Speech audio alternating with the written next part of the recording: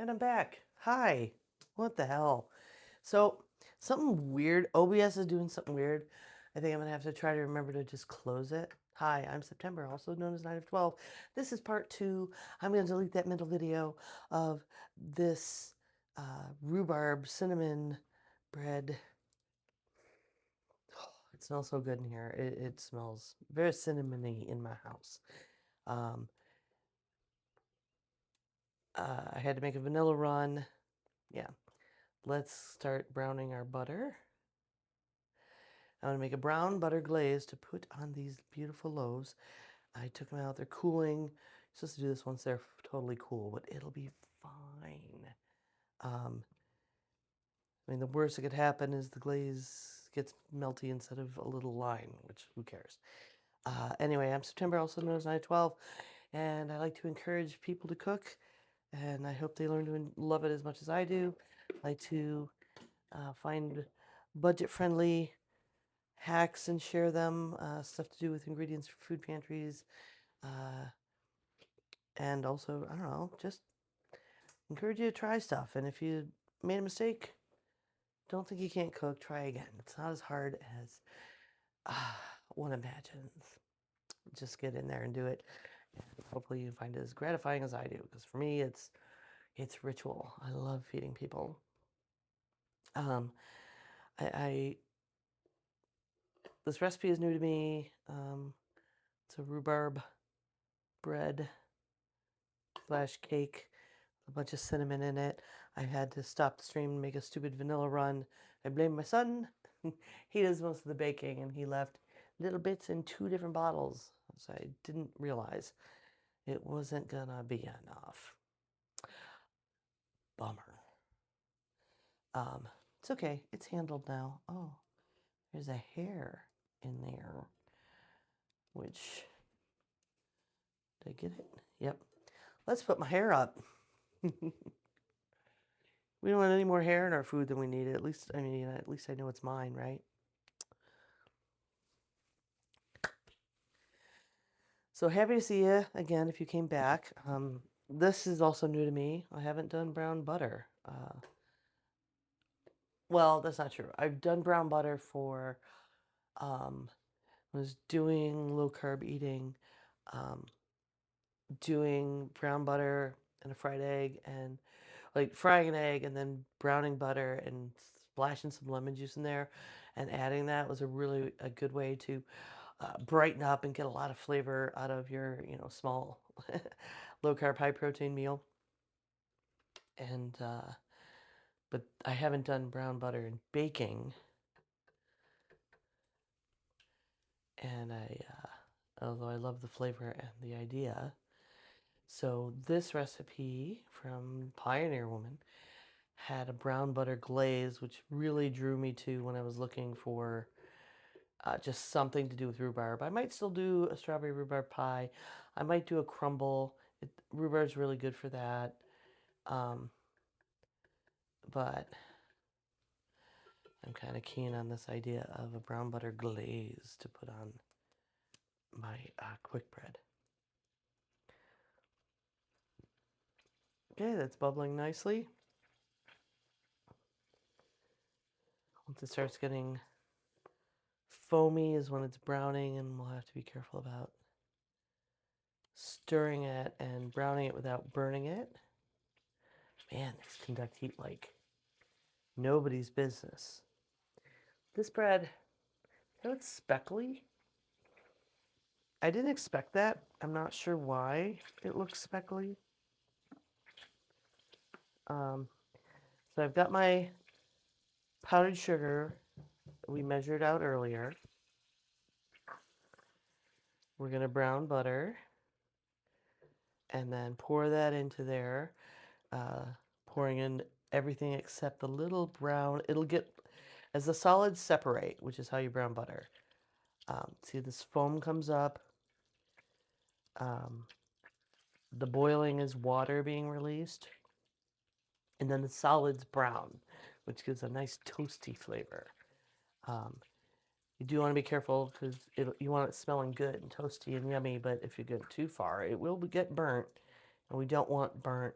And when we pour this into our icing sugar, we will not pour those little brown bits in there. I mean, it doesn't really need those. And I expect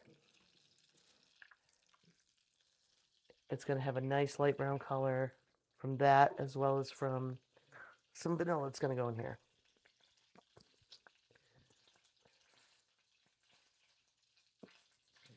So 6 to 8 minutes this should take. I'm going to turn it down a little.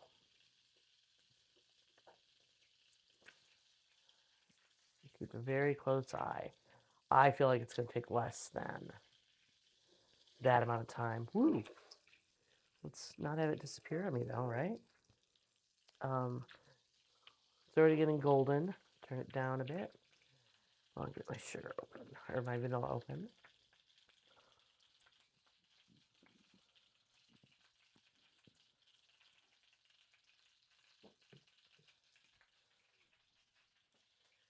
Do, do, do, do. Do, do, do, do.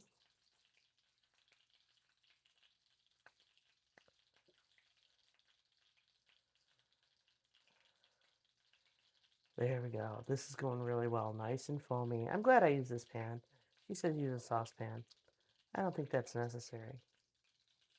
I wouldn't want to use a much bigger pan because I think you get your solids up. See, they're browning solids on the bottom. It smells toasty and caramelly in here. This happened really fast. So I'm being really careful to not burn it at this point.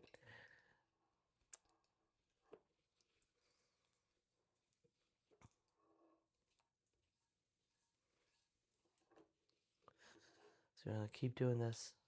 And then when we pour it in the sugar, we leave everything but the really dark bits on the bottom there behind. And then we'll put in a tablespoon of half and half, and a teaspoon of vanilla, I think. Almost positive, making absolutely sure, checking my recipe. Yeah, a teaspoon of vanilla. Okay, this isn't bubbling anymore, so I'm gonna call that. I'm gonna turn up a little, see if it starts to bubble at all again. Boy, that went fast. It smells right though. It smells like brown butter.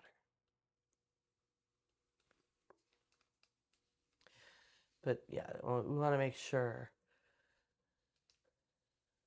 that all the liquid is out of this, or all the water is out of your butter, basically.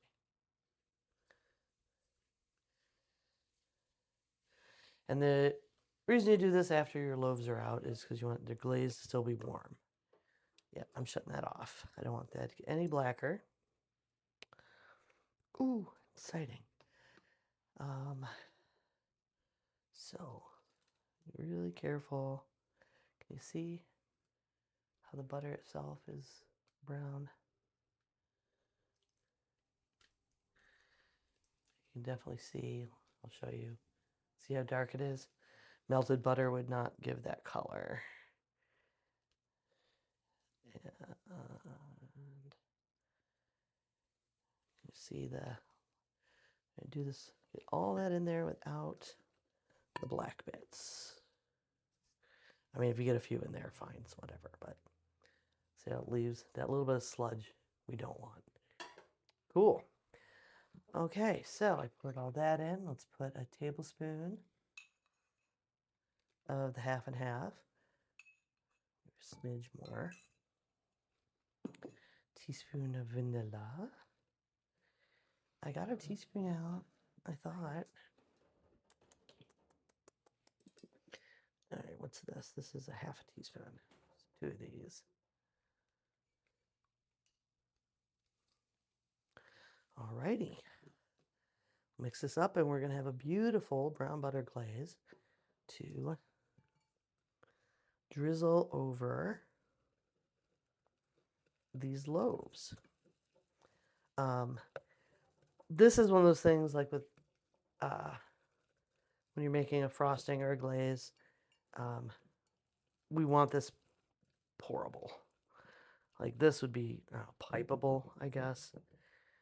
Give it a second to make sure you're dissolving all your sugar too, because you don't want crispy, powdery, granular stuff in your glaze.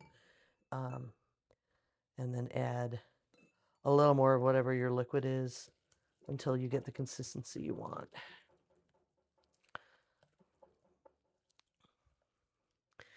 And in this case, it's half and half that we're adding, like about a half a teaspoon at a time till we get where we want.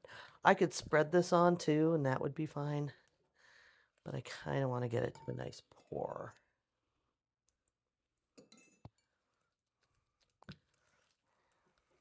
And mix it enough that the vanilla is spread throughout. Look at a great color. Can you see the color of this?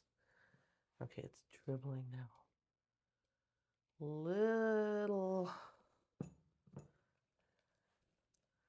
Little more liquid. We're almost where I want it.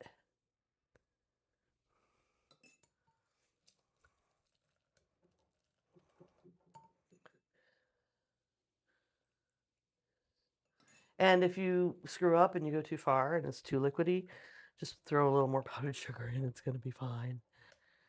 This is the rule with glazes. You know what? I think, oops, let me taste it. I think I'm going to use this little whisk to drizzle these loaves. In fact,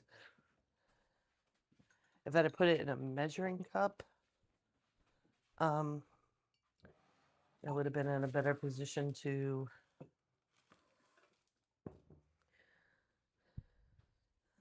I'm going to want to do it right to left too. Pour it like I planned, but in this I put it in this giant measuring cup, and that's going to be, by the time I pour it, half of it will be sitting on the side. So let's see. Oop. I got a big glob. That's not what I meant to do. It's fine. Well, I mean, other than this big glob I dropped on, that's okay. For this one, I'll do this.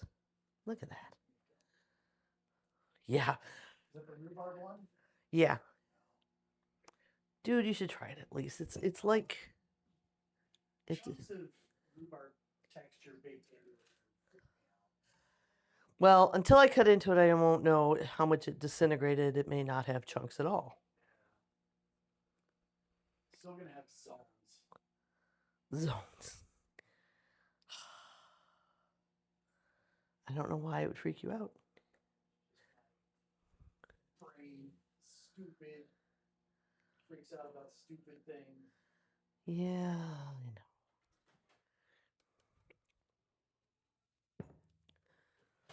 I don't know how you can not even try a bite given the smell in this house right now. If it was cinnamon rolls, I would be diving in face first. Well, it's kind of how I chose this recipe. It's really pretty much like a cinnamon roll. That and this brown butter glaze really turns me on, the idea of it. So the fruit chunks freak me out. It's not fruit. It's the vegetable chunks. That somehow makes it worse in my room. I know. I shouldn't have said that, but all right. Now let's try to make the other one prettier, huh? Biting into a cookie, you've got celery. It's not going to be like celery.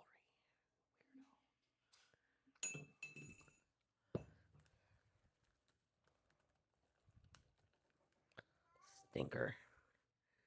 Oh.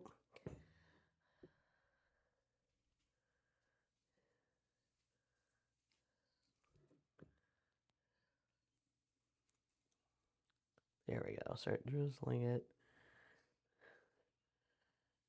See? You definitely don't have to be a pro to do some baking. This is fancy, right?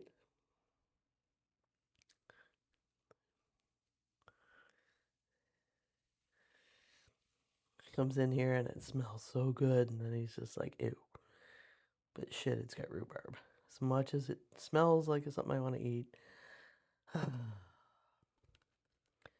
tism.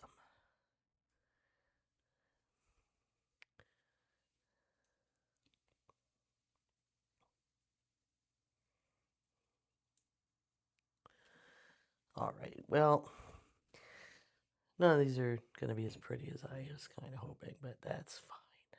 It's about how it tastes. And beauty is in the eye of the beholder. And behold, this looks freaking delicious, right? I'm still getting a little stripiness by using the whisk. So I could show you the picture of Drummond's, the pro level glazing, right? But that's okay.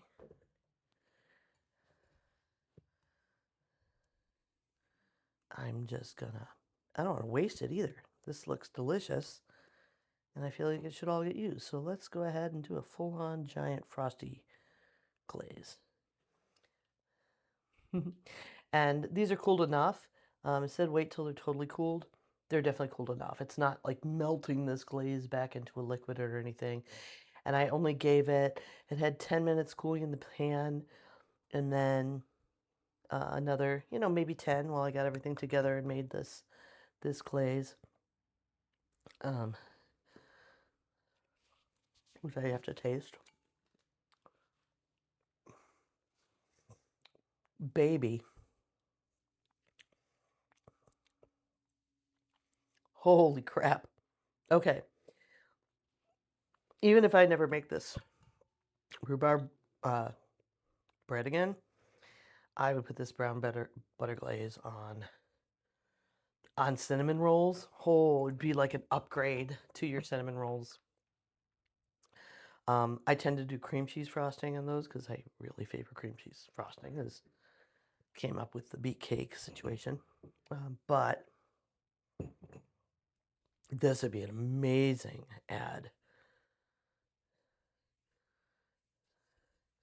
to a cinnamon roll situation. Like the comforty toasty.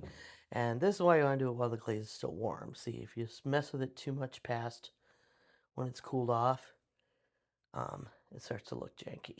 We don't want janky. So, and having the loaf a little warm, despite it saying cool it completely, is giving me a little more leeway to play around and still have it look smooth and nice. Sweet. All right. So good. Not too much waste. Not too much temptation to just freaking eat that. Oh my God.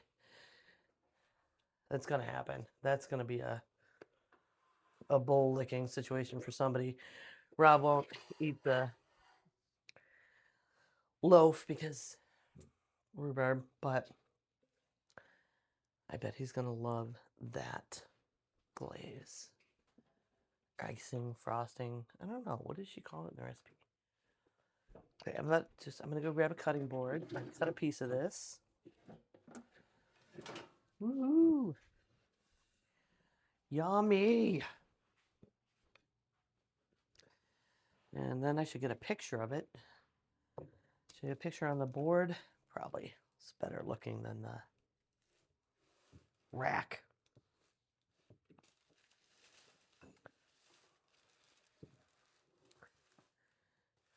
For a photog.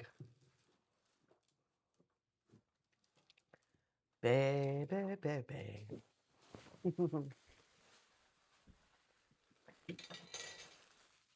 So I don't know if we're going to end up with a third stream today to make carbonara, or it's dripping down the side a little. Oh no.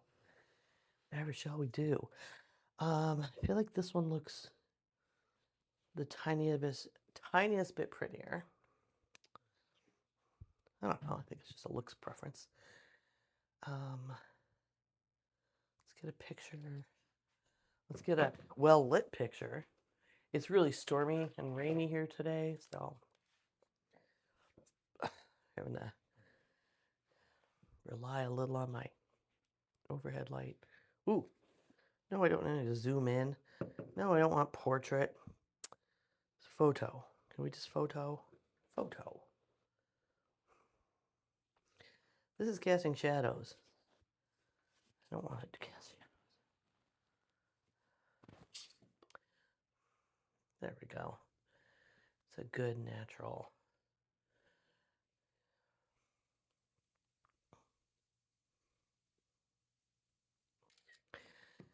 Light.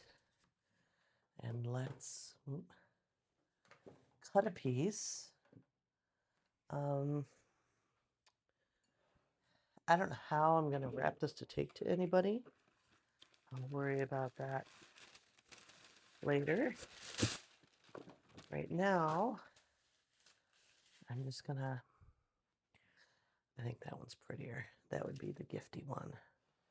So let's cut a piece of this to taste. And if it's terrible, I'll tell you. I mean, I'm sure it'll be edible, but might not be fantastic. I'm going to cut off the less pretty end.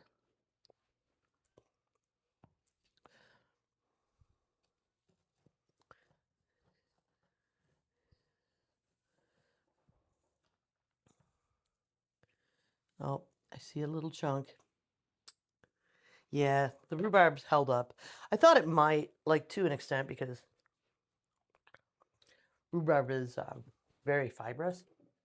Looks like most of it broke down, but yeah, unfortunately, that's going to preclude Rob from probably even trying it. Maybe he'd pick out a little piece that doesn't have that, but I doubt it. His loss. His loss. Okay, folks. This is going to be a super short stream. Well, 22 minutes. That's not too bad.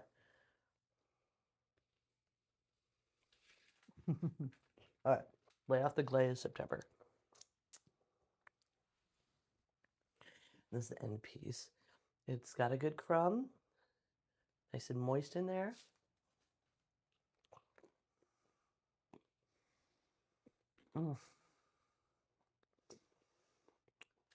I could have baked it a little less. It's not burnt. It is pretty brown on the bottom though, and got crunch, but only the ends will have that.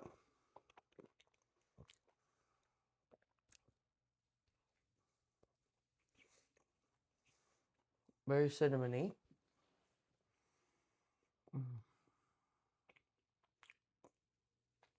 Ooh, okay. So what happens is, at the end of chewing and of your bite, that rhubarb comes through.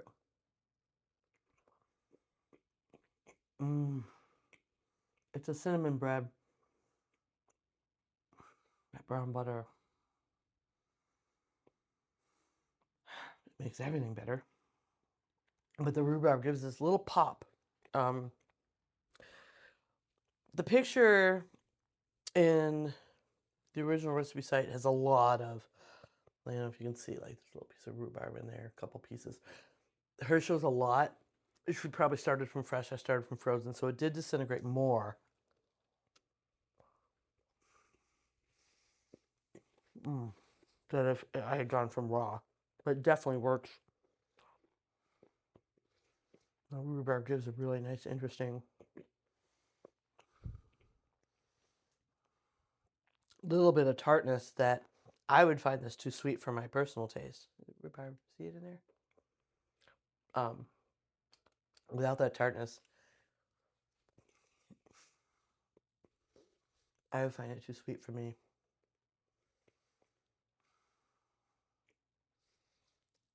All right, 10 out of 10.